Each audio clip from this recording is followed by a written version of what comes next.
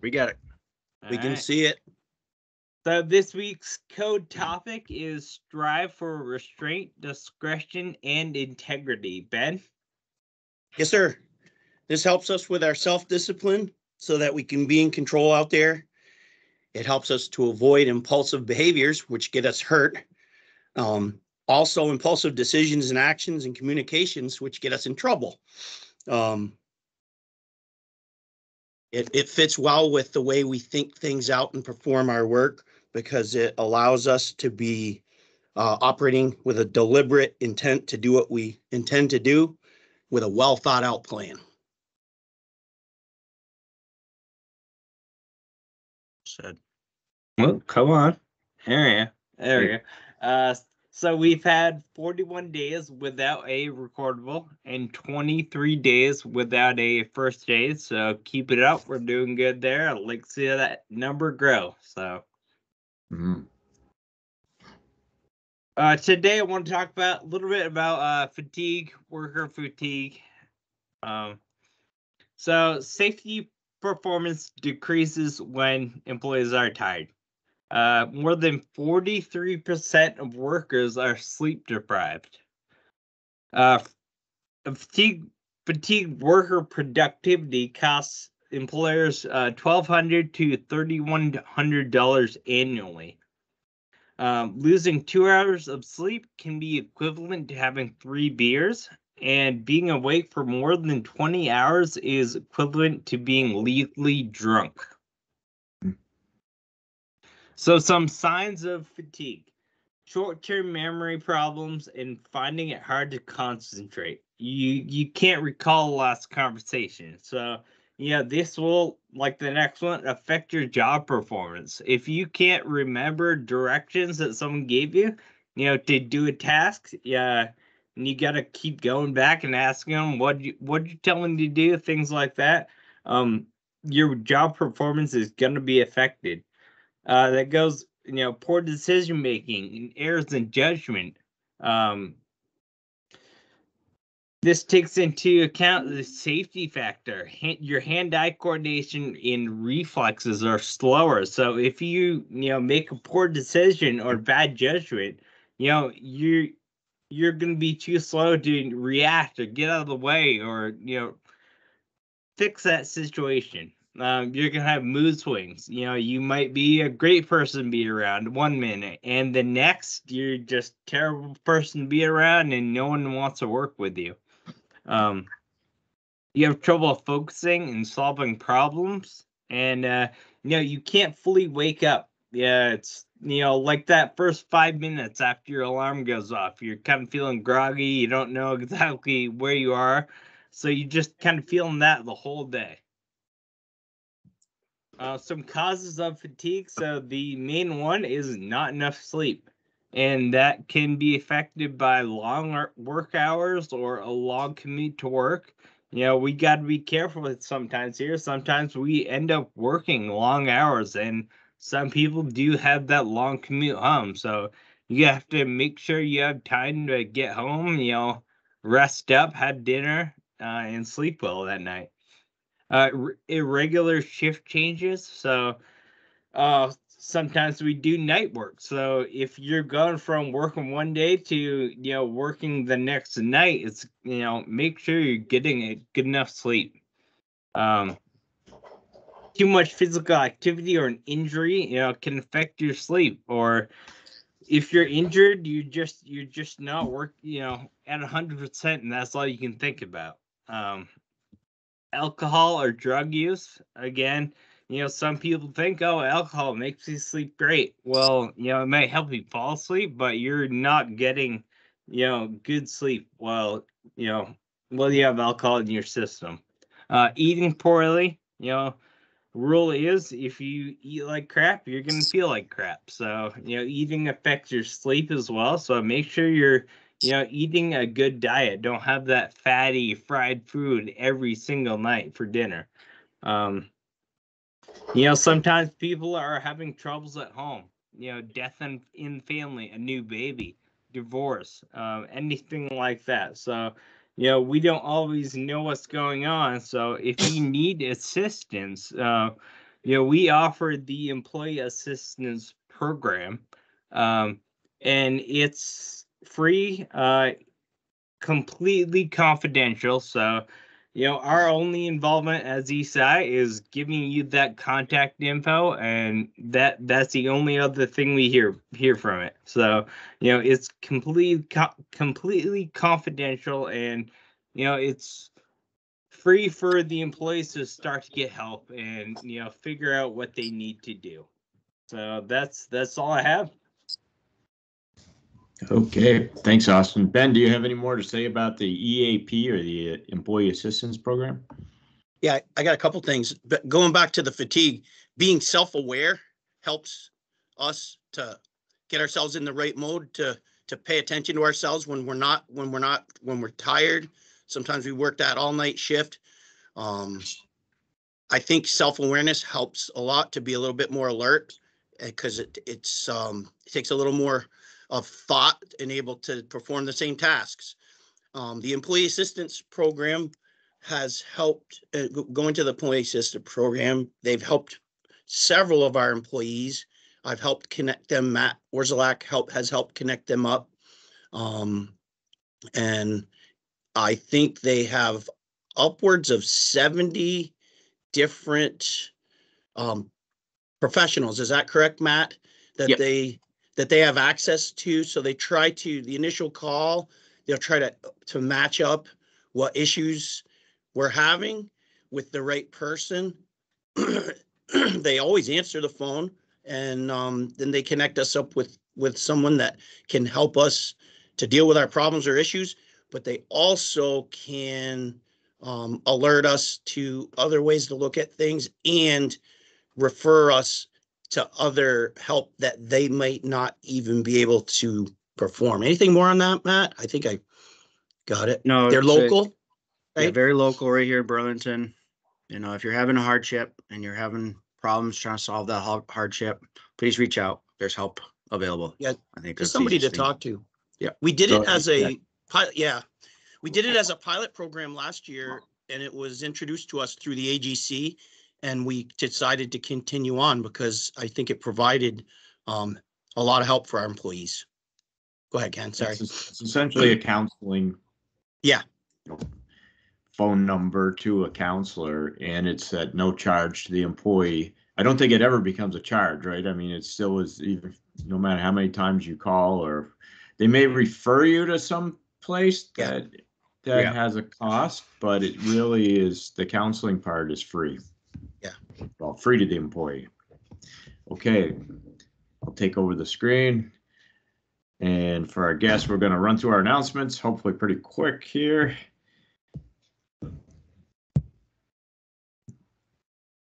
And let's see, safety focus of the week. Okay, do you see my screen?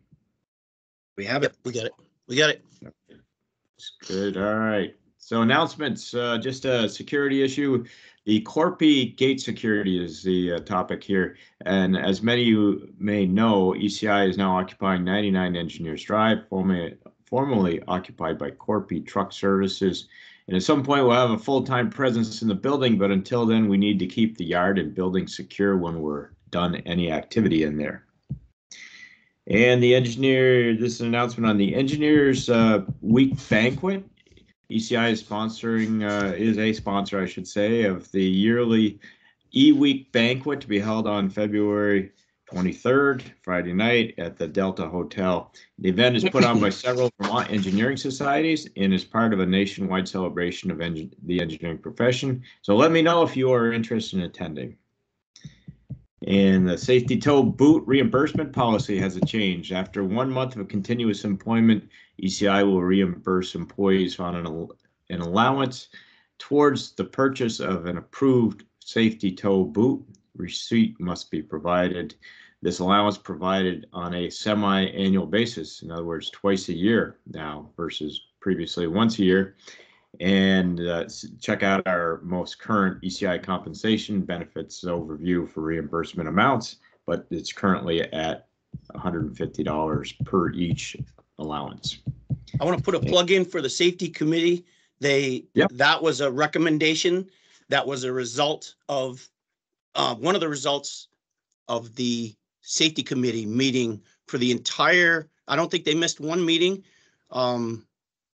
Not 100% of them were there each month, but they met for the entire year and they came up with a bunch of recommendations. And this was one of them. And part of it was related to having more availability for the guys to have some of those rubber. Some of them wanted to get the rubber winter boots that are also safety toe. So adding another boot allowance for the year allows people to get that second pair of boots or get another pair of boots during the year. So thanks to the safety committee for this one. For sure. Let's see. Next announcement is employee referral policy. I actually covered this last week, so look for details here. You can refer and a recruit, I'll call it, I guess, a candidate for ECI employment, and you'll get some benefit to that. So check it out. And the life insurance 401k beneficiary plans, that's an old announcement, and be looking for some information to provide back to the administrative office. And here's a cool thing. ECI's 2023 EMR is 0.67. So EMR stands for the experience modification rate and is used in the insurance industry to rate a company relative to its loss history for workers' compensation insurance. And the EMR represents a 3-year average of losses, excluding the previous year. So they take a year to calculate, I think, the previous 3 years and give it to you at the end. An industry average would be at 1.0, and when a company has greater losses, it goes higher than that. And when it's below that 1.0, it's great. It's a sweet place to be, and we now have an EMI of 0.67, so that's exceptionally good, particularly in our industry. And that's calculated from 2020, 2021, and 2022. That's right. Yep. And now we're at the ECI employee giving, and this week I have a dog speaking up in the background. But we have Brett Ziegler and Phil Murdoch from the Vermont National Guard Foundation. So we'll just let these guys have the floor. Hey, I'll start off, Brent. I just wanted to introduce Brent Ziegler. I talked about him before, and he's our new president within the last year for the foundation. So he's a colonel with the Vermont Army National Guard. And he works on the Adjutant General Staff. And so I'll let him talk in a second here, but I just wanted to just say hi, everybody, and thank you again for your generous donation. Appreciate you guys thinking about the foundation. We continue to be active. We meet, board meets monthly or bi-monthly, and we have a grants and needs committee that actually meets twice a month, and on an as-needed basis as cases come in. And we also react. We can react within hours. So we're all dialed in and working with our family readiness program, which is very active at Camp Johnson. And so the system is still working. We have not reached our level of needs that have prior to the pandemic.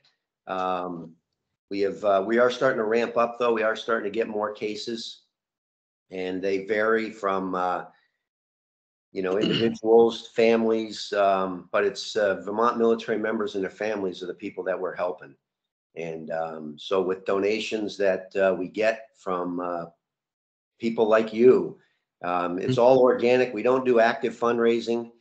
Typically, we have done it once in the past, but we don't usually do active fundraising. It just basically people become aware of what we're doing. They become aware of what the Guard is doing and how much deploying and what's going on, and they offer and they make donations, and that's kind of what you guys do. So that's how we basically get our funds, and so it continues to go that way. I did want to talk about two of our longtime members of our foundation, Ken and Monica Gregg. Ken has joined us on this meeting several times. He just retired after about 44 years of service. He was retired as the Deputy Adjutant General, and they're going to be heading. So they're also retiring from the foundation and heading down to North Carolina to spend their next several years down there. They have a son that's down in that area, so we're going to miss them, but we have people like Brent Ziegler, Colonel Ziegler, joining our foundation. So we continue to try to get some younger blood in the foundation, and as some of us have been on the board for well over 20 years, and making so we do realize we got to continue to keep everything fresh and keep it new eyes and new ideas in. We're bringing on some younger and new people onto the board. So with that said, I'll give you I'll introduce Brent, and he'll give you a little bit of an update on what he does and what the Vermont National Guard has been up to in the last year. All right, Brent? good morning, everyone. I tried to get my camera to turn on, but I've got some technical difficulties, so I'll have to do a drive-by sometime and meet all of you in person, so you got a face to a name. Nonetheless, to kind of tie into what you presented this morning, the National Guard has a program, or the Army writ large has a program that's called Holistic Health and Fitness. So you actually touched a lot of things that the Army has just recently tried to make some significant changes for us as soldiers and airmen in the National Guard. And specifically, there's 3 legs to this H2F program, and it's focused on sleep, fitness, and then nutrition. So it's nice to see that, there's, all of us, whether you're in the private, public sector in some form or fashion, that, this is very important to us. And so just to kind of tie into, again, what you presented. So I wanted to present some things about the National Guard at both Army and Air. So I'm going to talk a little bit about the Air, the Army, and then some joint stuff. I'll try to be pretty quick so I'm not consuming a lot of your meeting. But my current position, as Phil stated, I am in the National Guard. I'm a colonel. I am currently setting in the Deputy Chief of Staff for Operations and Training. We call it the G3.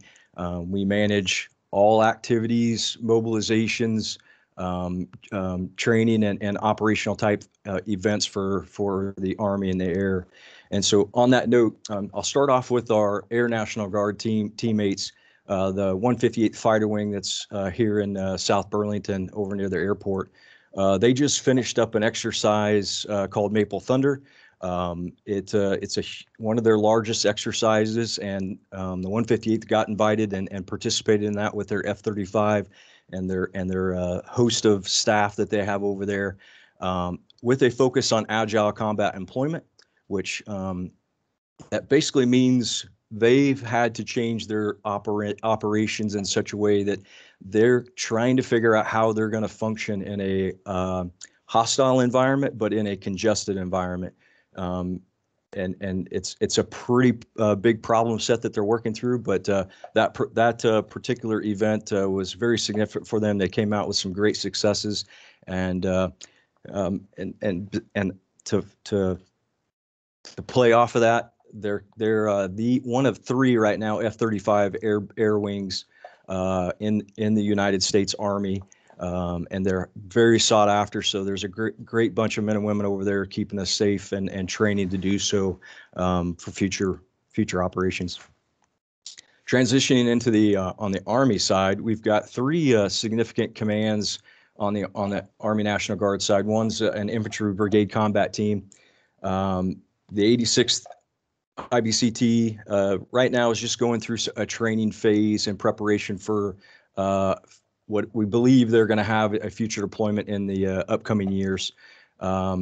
Most recently, they had this past year, they had 54 of their members participate in a European event. So we've had some international partners, and then the active duty that's stationed in Europe. They participated in an immediate response tied to the country of Slovenia, and they conducted operations to basically prove to some of our competitors, Russia, China, North Korea, that, hey, we can operate and we're willing to operate with other countries jointly, if need be, to posture and keep the global world safe, and to deter any bad actions. Also, the IBCT participates in a Arctic warrior training event called Greer Nordique, and we're about ready to send about 30 people up to the Arctic, up with the Canadian Army, to just operate in that extreme cold weather environment. So it's very unique, and if just to kind of set the stage a little bit, with all the global warming that's happening, it is affecting operations for the military, because that does create, if the northern passage and the Arctic does start to melt, it creates a different avenue for our shipping industry and the military to move in that environment. So, and it's sought after because there's a lot of minerals, and there's a financial benefit to that. So Russia and some of the other countries are all trying to, take a stake in the Arctic area. And so we're getting ourselves as the National Guard prepared. So if we have to go up in that cold weather environment, that we're ready for it. So I think we've been doing Greer Nordique for about this is our 7th or 8th year now. So we're quite a niche, and the Army National Guard recognizes that we'll be one of a few states that will be called upon if needed to protect that environment. One of our other commands is the Garrison Support Command. They recently had one of their units, the 3rd to 126th Aviation Company. They're a medical evacuation company that just returned from a deployment from CENTCOM. They did a phenomenal job, and here's some stats to present to you in their efforts. They completed 369 medevac missions, totaling in 1,548 flight hours, protecting or returning 902 patients back to a United States Air Base or Army base. They executed 405 training missions that equated to 679 flight hours. And with all of those medevac missions, they're tracked really tightly with the higher echelons. And like the last time this group deployed, they had 0 drop missions, which means they all returned safely from those medevac missions, and the patients returned and were able to be basically recovered. So it was they've got a phenomenal group of men and women that's a part of that unit. Another quick segment in the Garrison Support Command, we have a training area at Ethan Allen Firing Range near Jericho, Vermont. If you're not familiar with that, there's a group of men and women out there that manage that training area. And just this last year, they dropped 140,000 man days supporting other units, Marines, other National Guard states, and then our units to prepare them for and execute training with the intent that they're going to use that for any deployment or state emergency management exercises or events. And then one of our other commands, the 124th Regiment, I happen to be the commander for this unit, this echelon, and we basically just execute professional military education courses to active duty and the National Guard. We provide 12 courses of instruction, and this past year we trained approximately 1,500 service members through that course. We train our courses of instructions involve information operations, some leadership courses, and then Army mountain warfare courses, information about operating in the mountainous environment. We actually have the only accredited Army Mountain Warfare School in the U.S. Army, active in the National Guard. So we have a huge demand that comes into Vermont, and they get trained on mountain warfare. Quickly, jointly, so the Air and the Army, we do conduct operations together. And I just want to talk a little bit about a couple of things. A lot of people don't know one of the events, one of the teams that we have in the National Guard is called the State Counter Drug Team. They are nested in with the DEA, and they conduct operations with them, focusing on obviously counter drug. A lot of what we or our teammates do is analysis that helps lead to arrests. And just this past year, they were a participant in assisting the DEA with 84 arrests. They conducted 23 flight hours. And then that basically, a part of their analysis is just being in an aircraft and doing aerial observation and conduct analysis, and then, providing the information from all the data that they get, whether on source, eyes on the targets, or the people, and that helps lead to a warrant, and then obviously the arrest. Another program that we have that a lot of people don't know about is the biathlon program. So we actually have this past year, we had 6 Vermont National Guard members that represented the United States as biathletes. And a couple of, they participate in World Cup events and international biathlete cup events. So they were in Sweden, Austria, Italy, Finland, and participated in against other countries in basically a ski and shoot event. And a couple of our biathletes actually placed Staff Sergeant Deidre Irwin, and Specialist Sean Doherty finished 8th in a single mixed relay. And then Staff Sergeant Deidre Irwin, and Specialist Jermaine, they led a team relay that secured a 14th place finish this past year. So we have some phenomenal athletes that are representing the United States, and they have another event. So they've already started their new season this year, and they're well on their way of participating in again the World Cup and the International Cup coming up soon. Backtracking a little bit, another thing a lot of people don't know about that the Guard participates in, and it's called the State Partnership Program. Vermont is one of 2 states that I think we have 3 state partnerships. So we're teamed up with Macedonia, Senegal, and Austria. Austria is one of the most recent ones. We've been partnered up with them for 2 years. Senegal and Macedonia, well over 30 years. So that's been going on for quite some time. One of the significant events that we participate in with them, with Senegal particularly, is called a MEDREX, a medical readiness exercise. And this past year, our Army and Air medical professionals teamed up with their medical professionals and went out to a couple of the local towns east of Dakar and provided medical service to approximately 570 local Senegalese citizens. And they also helped them repair some of their medical equipment over there.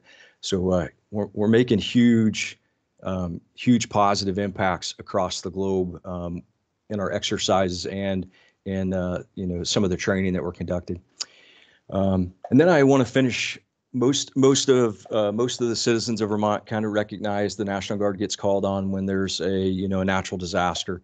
And this past year, I'm just going to talk about one of the events we participated in. That was the flooding that happened in July.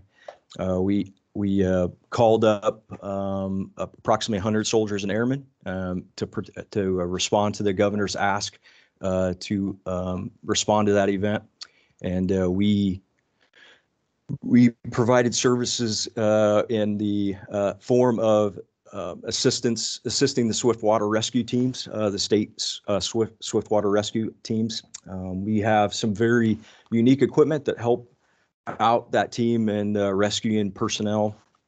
And we helped, I think if I remember the number right, helped save people from flooding situations. I think the number was around rescued 27 people and 2 pets. So yeah, very, very, very unique teamwork that we've recently started performing when we've had flooding incidents. The other thing we did in that particular response was provided food, water, and other supplies to towns that were in need of assistance. We delivered 147 pallets of water and then 27 pallets of other protective equipment. And some of that stuff was donated by some of the local businesses here in Vermont. Anyway, we're very busy. Again, either training or responding on two requests, whether that's from the President of the United States or their government of Vermont. But yeah, we really appreciate all your support, whether it's donating to our foundation or yeah, just the appreciation for our efforts. So thanks for asking us to come on this morning. And there's the update from the Vermont National Guard. One other quick thing that I forgot was thank you for the ECI made a very generous donation to the military ball, and that was really generous and appreciate it. I didn't attend the ball, but I know Brent did, and from everything I heard, it was unbelievably successful and very well. Over 1,200 people participated, so that was really phenomenal. The only other thing was. Sometimes we talk in code, and when we talk about our medical aviation Army folks that just returned, they just came home. They were in the CENTCOM AOR. Well, if you think about it, that's the area where it's in bases we can't talk about, but it's in the areas where there's been over 160 attacks since October 7th that you've been reading about. That's where they were. And for over a year, and they just got home. So that's they were their families were, as you can imagine, extremely grateful to have everybody back. Yeah, a note about the ball. Yeah, thanks so much for your support in that event. And what was so unique about that for this particular year, Major General Knight and a lot of the senior leaders wanted to focus having the our lower enlisted. A lot of times the balls happen and it's guys and gals like me, a colonel or lieutenant colonel, we're going out and having some enjoying our time together. But this year we really focused on the lower enlisted and some of our sergeants, sergeant first class, staff sergeants, and some of the warrant officers, and we and tech sergeants, specialists, air and Army, and we had a great turnout at that lower enlisted level. And that all was very helpful based on donations from groups like yourself. So yeah, it was a great way to build camaraderie, and it was yeah, super event. So thank you for that. Well, you're very welcome. On behalf of ECI, you're very welcome. I'm proud of our employees because the employees do the charitable giving in this.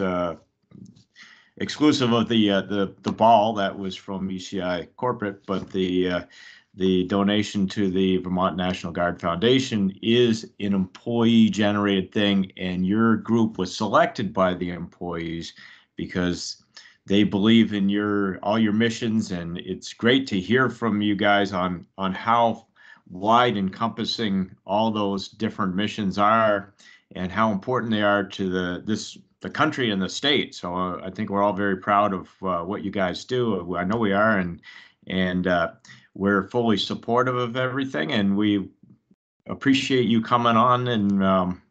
And if you'd like to stick around for the rest of the meeting, which is just a discussion on a recent project going on.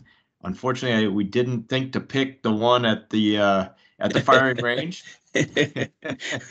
But it's not really that far along, so it wasn't really appropriate yet. So, all right. Well, with that, thank you again for attending and giving us your rundown. And certainly, I'd like to see you out here again. Hopefully, I'm sure next year we'll have something similar.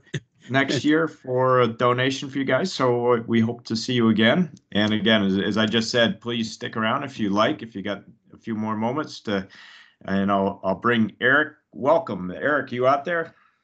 I'm here. All right. Do you want to take over the screen, Eric? Sure. Okay. Okay. Thanks, guys. If you don't stick around. Yeah. Can you see my screen? Yes. You can expand it out maybe a little bit. I think that's all I have. Okay. I Control can zoom in plus. on my touch screen, but you're Can you good. hit control plus on it? Make it a little bigger.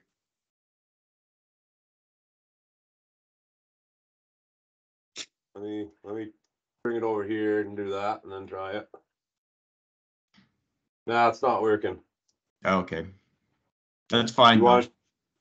That's fine. You want to? If you want to share your screen back. No, it's fine. Okay. Go ahead. So, the project that we're talking about this morning is M&D Motors in Williston, Vermont, which is right by the shop here at the intersection of Industrial Avenue and Williston Road. And ECI has been contracted by Sunstone Builders LLC to perform the site work and install the foundation for a 5,900 square foot commercial building.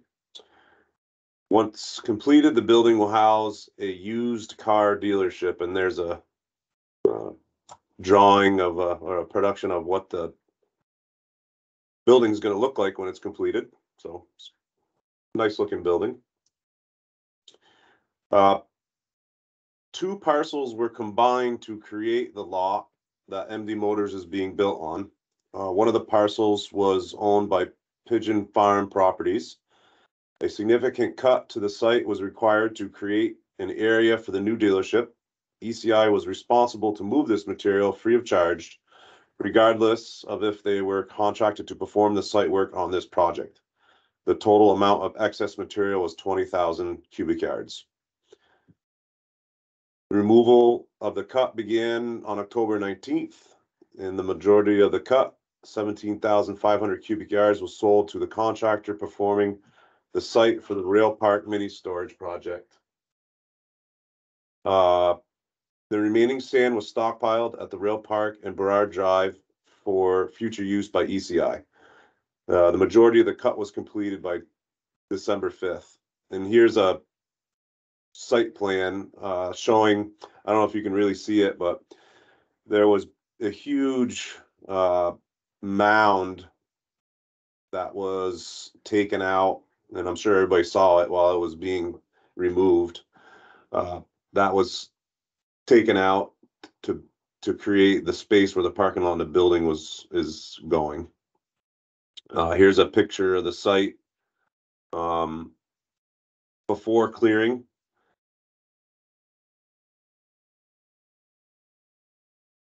There's a picture after it was cleared. And Ken, I don't know if you want to speak to this, but you know, it was a sand that was it's a sand site, and you can see the striations in the cut there as we were taking it out, and there was these balls of like concrete that we kept seeing when we were exporting.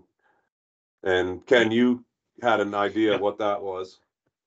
Yeah, I didn't know. I did some research and found they're called clay balls. And what happens is, I'm sure everyone's kind of seen before, like along a river or a stream, where especially when you're down along the lower floodplain areas, where it's a silty or heavier soil on the riverbanks, there'll occasionally be a little bit of a slide into the river, and chunks of this silty clay material fall into the river. Well, some of the chunks tend to tumble downstream, and as they do, they form a round ball, and then they also get coated with a fine sand that you see here. So it clearly is what would have caused that. And there were several, I think some were as big as like a baseball, right? I think Yep. that Chris Potvin identified quite a few when he was mining up the material. Yeah, something that I hadn't seen before, that's for sure. Right, I hadn't either. So while the cut was being performed, the existing building on the site was demolished into dumpsters and transported to the landfill. I'm sure everybody remembers that nice green building that was there. There was, I don't know, there had to have been, but 5 or 6 offices in there, about a minimum. So as far as demolition goes, it was a very heavy demo job because there were so many walls in there.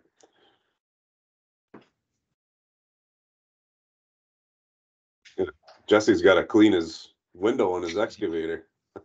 You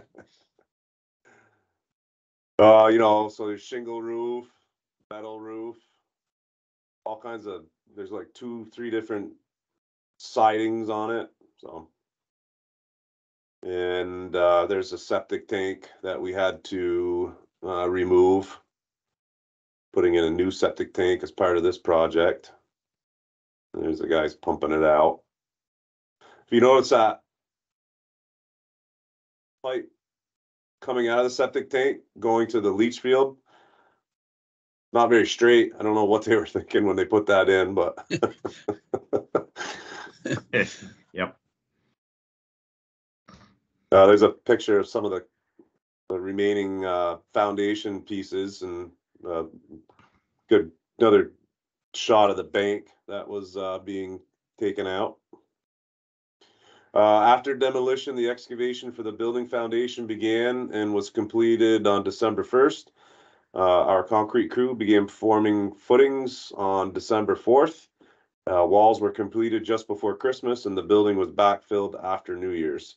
The slab has not been poured yet. This will happen in warmer weather this spring. So I just have a few pictures of, the building foundation construction. Footings being poured or formed, I mean. This was probably the coldest part of the winter so far, was when we were doing this foundation. So we're trying to keep everything covered with blankets. But there's the footings after they've been poured with a rebar.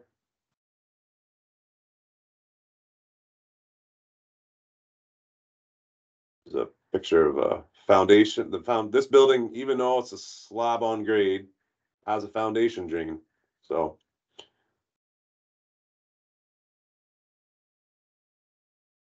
I think that's The water Greer. probably never get up to that pipe, right? Because it probably Yeah, sucks I it up. don't think they really needed it, and it's 6-inch to boot, so they're covered. Wow. So while the concrete crew was installing the foundation, the rest of the cut was performed. The water service was installed, and a large portion of the parking lot was gravelled. Also, connection was made to an existing catch basin for the site stormwater system. So here's a picture of the excavation for the core into the existing manhole or catch basin. Picture after the core of us 12-inch SDR being connected into the catch basin.